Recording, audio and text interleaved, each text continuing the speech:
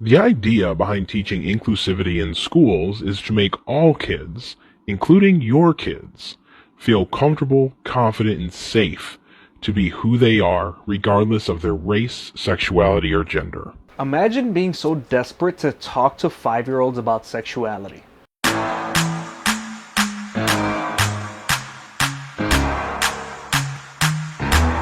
That should be a broadly supported idea, but for obvious reasons, the right has concocted an imaginary narrative that teaching inclusivity is a way to groom young children to be victimized.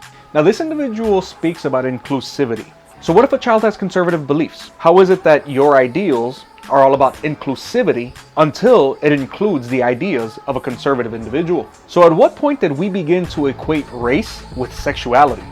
It's very strange to me that the progressives include who you choose to sleep with behind closed doors to the color of your skin. One you have complete control over, the other you do not. So just for the sake of argument, for the next 20 seconds, let's go with that logic. Allowing adults to teach kids about sexuality repetitively over time puts kids in danger because it encourages violence against children. By getting that right, yet somehow drumming a hate narrative all day, every day, that homosexuals and trans people are pedophiles doesn't encourage that same kind of violence. So this guy says that not wanting our children to be taught that homosexuality is normal is the same as beating a hate drum? Yeah, I don't think so. My biggest question is, at what point did the progressives believe that they started having the authority to speak to other people's children about sexuality? It's quite frankly disgusting and quite honestly has all the markers of pedophile-like behavior. This puts kids at risk. But this, nope. So what you're saying is that you're upset that conservative news outlets, social media channels, and parents for that matter, are illustrating what you guys are doing and trying to do behind our back and bringing it to light. Sounds pretty biblical to me, but we're going to get into that in a little bit. Republicans, if you're still listening, just have you ever stopped to think that maybe, just maybe, you don't make any sense at all, and that it's actually you being groomed to inflame hate and violence against others? What it really equates to is just like everything else progressive. You don't get your way, parents are fighting back, they're not allowing you guys to have your narrative in the classroom, they're not allowing you guys to do what you want and raise our children the way that you want. So now what you do, you start up false narratives, you start calling us names. It doesn't matter, we don't care what you think about us anyway. Honestly, what it does is illustrate how desperate you are to talk to 4 and 5-year-olds about sex, which honestly is pretty disgusting if you think about it. Now, it's funny how the material that you put on the screen isn't actually the material that was removed from schools, especially in places like Florida, where it was actually depicting pornographic images in school libraries where children were 4, 5, 6, 7 years old. I mean, you can try to cover it up, but at the end of the day, everyone knows what it was that was really taken out of those schools. What you showed on the screen wasn't the actual sexual imagery that was being illustrated to children on a daily basis. So once more, the lies are obvious and we're gonna find them. Now, you say that what we're doing is hateful and supposedly causes hatred and violence towards people of the homosexual culture. That's absolutely not true. Now, the reason that you're mad is because people like libs of TikTok take your content and then repost it.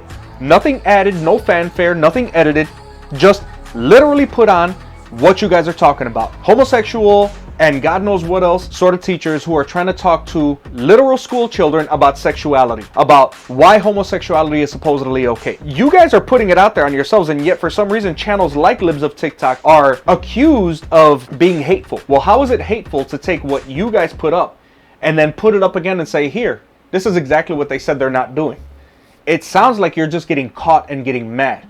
It's okay, it's not gonna stop. So it's funny that we continue to be accused as Christians and even as Jewish people and Muslims of inciting violence when I don't remember anyone in the conservative culture being out there during the 574 riot in the summer of 2020 where BLM and Antifa were running amok, causing billions of dollars of damage and costing dozens of people their lives and, you know, hurting thousands of police officers. You know, the people that you supposedly care about when it comes to January 6th, that you're so proud of, the FBI and the Capitol Police, but when it comes to everyday criminal activity, you couldn't give a damn less. So when we're going to talk about inciting violence, let's think about where the true violence is coming from, okay? Now, brothers and sisters, the reason why it is important for us to bring light to this kind of nonsense is because biblically this has been talked about for thousands of years, and people like this individual believe that they are such warriors for progression and they are such warriors for our children. But let me share something with you. Now, from the book of Matthew, chapter 18, verse 5. Whoever receives one such child in my name receives me, but whoever causes one of these little ones to believe in me to sin, it will be better for him to have a great millstone fastened around his neck and to be drowned in the depth of the sea.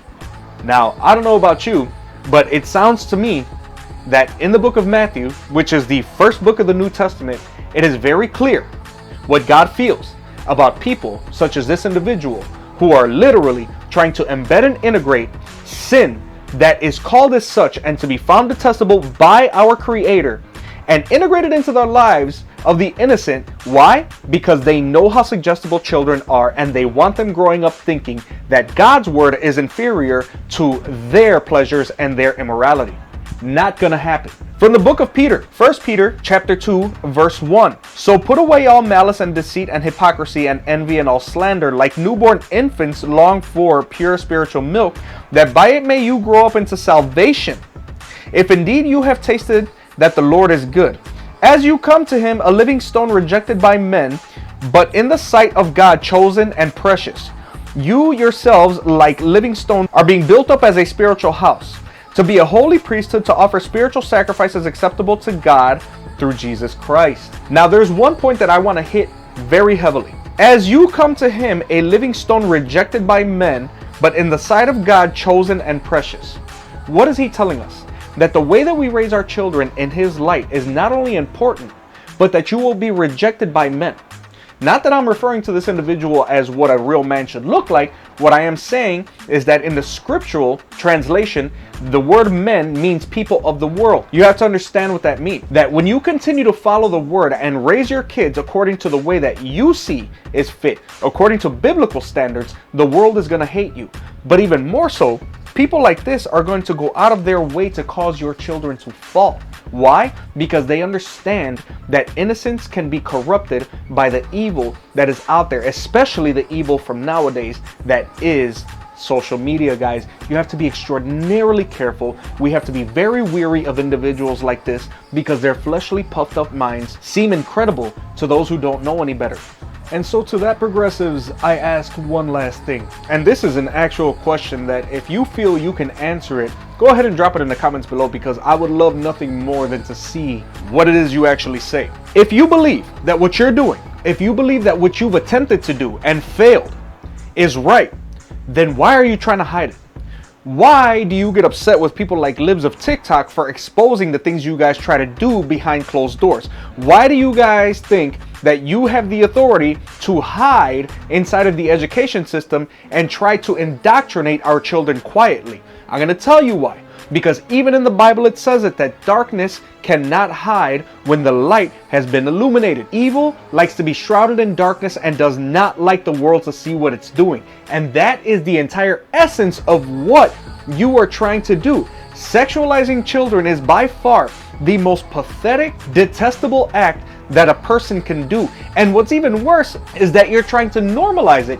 You're acting as if a parent has issues because they don't want their children being sexualized, when there are people who don't even consider themselves conservative who say that the entire idea is ridiculous on its very face. These types of justifications for why you think it's okay so that our children can feel safe, it's not about children feeling safe. It's about your moral degradation becoming normalized and us, normal people, not allowing it. It's not going to be allowed. You're not coming near our children.